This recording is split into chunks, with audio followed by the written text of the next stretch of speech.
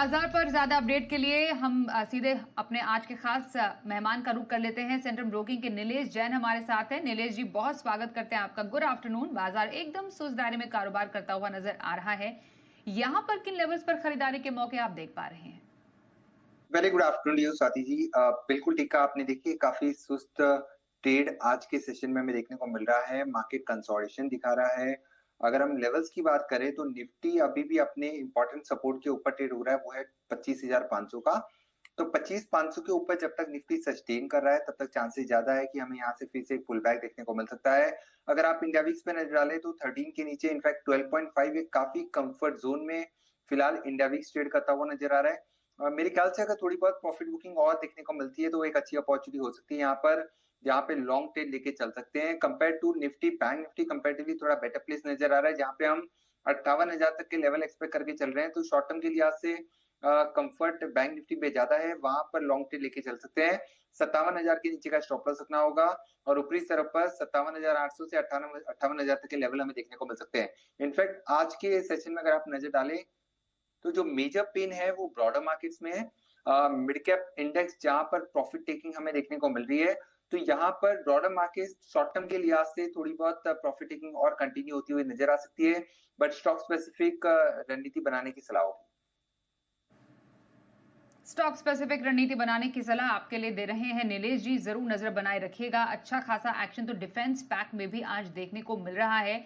Defence stocks पर अगर नजर दौड़ाएं और शिप बिल्डिंग कंपनियां भी, क्योंकि एक बड़ा ऑर्डर 44,000 करोड़ रुपए की बड़ी डील हाथ लगी है।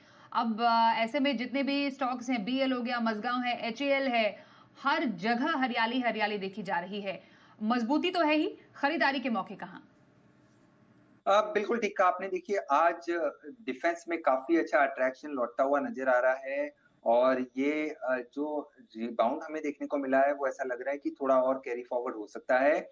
इस स्पेस में से एचएल ये पर्टिकुलर स्टॉक है जो थोड़ा सा कंपेटिवली बेटर प्लेस नजर आ रहा है।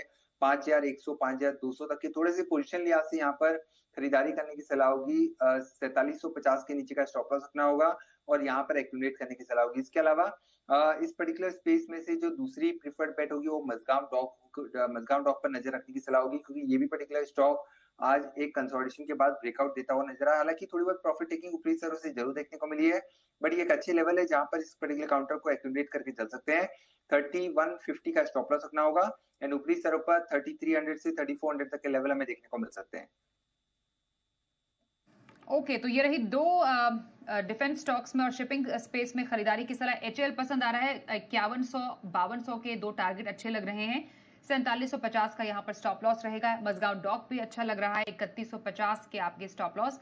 3300 तक के यहाँ पर टारगेट देखे जा सकते हैं। यहाँ पर जरूर आप खरीदारी के मौके तलाशें। आइए जरा ऑटो स्पेस पर एक नजर डाल लेते हैं। बिक्री के आंकड़े सामने आए हैं। अच्छी बिक्री से आयशर मोटर्स में हमने स्ट्रेंथ आती हुई देखी है। जरा देखिए, जून में कुल जो बिक्री है वीईसीवी की बिक्री 7,363 unit year on year basis पर दर्ज की गई है। स्टॉक में हल्की बढ़त के साथ कारोबार है। सीवी जो बिक्री है, कमर्शियल व्हीकल बिक्री 2.5% गिरी है, हालांकि 6722 यूनिट पर पहुंची है सालाना आधार पर। तो ये नंबर्स कुछ आयशर मोटर्स के ऑटो सेल्स के सामने आ रहे हैं। ऑटो स्पेस पर एक नजर दौड़ाएं, स्पेशली आयशर मोटर्स। यहाँ पर कोई खास मूवमेंट अब आप देख पा रहे हैं नीलेश जी? खरीदारी के मौके बन रहे हैं? बिल्कुल साथी। देखिए, स्टॉक ने काफी अच्छा मोमेंटम दिखाया है पिछले 6-8 ट्रेडिंग सेशन में। अगर आप नजर डालें तो लगातार यहाँ पे हमें स्ट्रेंथ देखने को मिल रही है और ये जो रिबाउंड हम देख रहे हैं इस पर्टिकुलर स्टॉक में, लगभग 5300 के आसपास का सपोर्ट लेते हुए काउंटर ने लगातार एक series of habit of formation बनाया है। तो 5800 से लेके 6000 तक की अपसाइड यहाँ पर देखने को मिल सकती है एंड 5570 के आसपास का स्टॉप लॉस लगा के लॉन्ग पोजीशन है तो बने रहे और फ्रेश खरीदारी भी गिरावट पे करके चल सकते हैं। ओके, फ्रेश खरीदारी गिरावट पर करने की सलाह आपके लिए आ रही है। आयशर मोटर्स पसंद आ रहा है स्पेस में, जरूर नजर बनाए रखिएगा। आइए, इस बीच कैबिनेट की बैठक को लेकर एक अहम खबर आ रही है। क्या एजेंडा हो सकता है आज की इस कैबिनेट बैठक में? एक्सक्लूसिव खबर के साथ जी मीडिया संवाददाता तरुण शर्मा हमारे साथ है। तरुण, जरा बताइए क्या एजेंडा होने जा रहा है कैबिनेट मीटिंग का? बिल्कुल साथी, मैं बताना चाहूँगा कैबिनेट की मीटिंग सुबह 11 बजे से शुरू हो गई थी और इसके अंदर आज फॉर्मल एम्प्लॉयमेंट ग्रोथ के बड़े सारे फैसले हो सकते हैं, जिसमें शुरुआत है एम्प्लॉयमेंट लिंक इंसेंटिव स्कीम। ये लेबर मिनिस्ट्री की स्कीम है।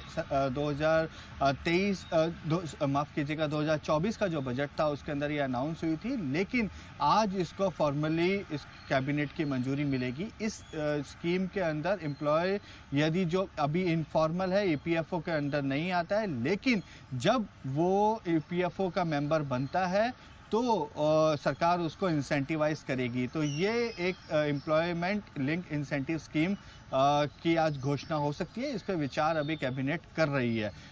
इससे क्या फ़ायदा होगा कि ज़्यादा से ज़्यादा लोग फॉर्मल सेक्टर में आएंगे, क्योंकि कई कंपनियां बचती हैं कि ईपीएफओ के अंदर उनको अपना पैसा कटाना पड़ेगा, तो उसका बाहर जो है वो सरकार अपने ऊपर लेना चाहती है। सरकार चाहती है कि ज़्यादा से ज़्यादा लोग फॉर्मल सेक्टर पे आए, जिससे जो एक शिकायत रहती है कि देश में जो नौकरियां हैं उसका सर्जन नहीं हो रहा है, तो वो चीज़ आज उसको काउंटर करने के लिए आज एम्प्लॉयमेंट लिंक इंसेंटिव स्कीम का ऐलान कैबिनेट कर सकती है। दूसरी जो स्कीम जिस पे आज सरकार फैसला ले सकती है, कैबिनेट उस पर चर्चा कर रही है, वो है रिसर्च एंड डेवलपमेंट फंड का। ये भी 2024 के बजट के अंदर अनाउंस किया था। इस साल 20,000 करोड़ का बजट एलोकेट भी किया हुआ है। ये बेसिकली जो डीप टेक सेक्टर्स हैं और जो सनराइज सेक्टर्स हैं उनके अंदर रिसर्च एंड डेवलपमेंट के लिए ये फंड दिया जाएगा, जिससे मैन्युफैक्चरिंग जो है वो देश के अंदर बढ़ सके, उससे भी एम्प्लॉयमेंट में बढ़ोतरी होने की पूरी उम्मीद है। इसी लिहाज से स्कीम को भी आज कैबिनेट की मंजूरी मिल सकती है।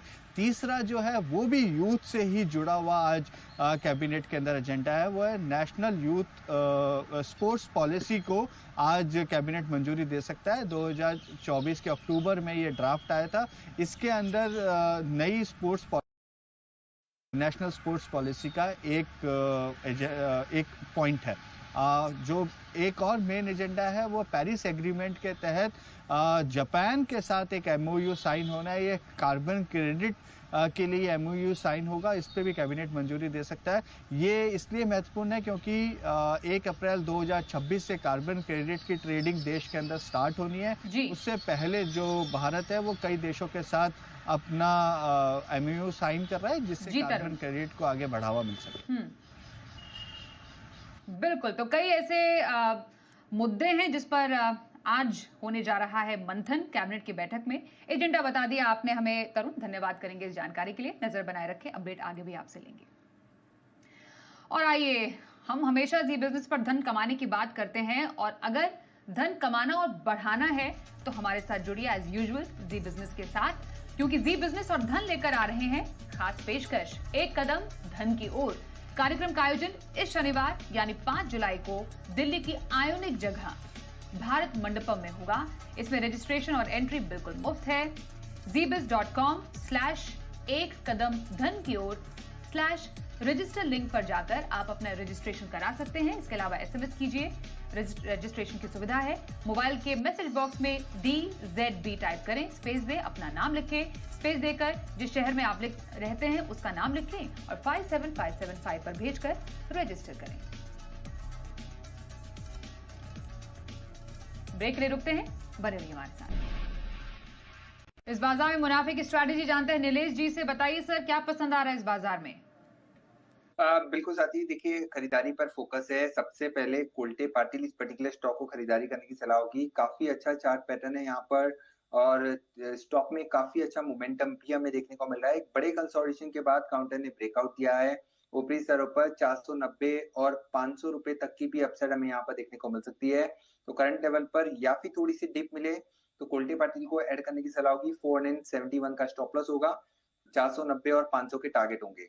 वही जो दूसरा स्टॉक रडार पर है वो बैंकिंग स्पेस है। बैंकिंग का स्ट्रक्चर थोड़ा बेटर प्लेस नजर आ रहा है। फेडरल बैंक इस पर्टिकुलर स्टॉक में खरीदारी करने की सलाह होगी। 221 और 226 के टारगेट के लिए 211 का स्टॉप लॉस रखना होगा। जी, तो ये रही कोल्टे पाटिल में आपके लिए खरीदारी और फेडरल बैंक में खरीदारी की सलाह। कोल्टे पाटिल में टारगेट 490 का पहला, 500 का दूसरा, स्टॉप लॉस 471 का रहेगा। फेडरल बैंक पसंद आ रहा है 221 और फिर 226 के टारगेट के लिए 211 का स्टॉप लॉस लगाएं।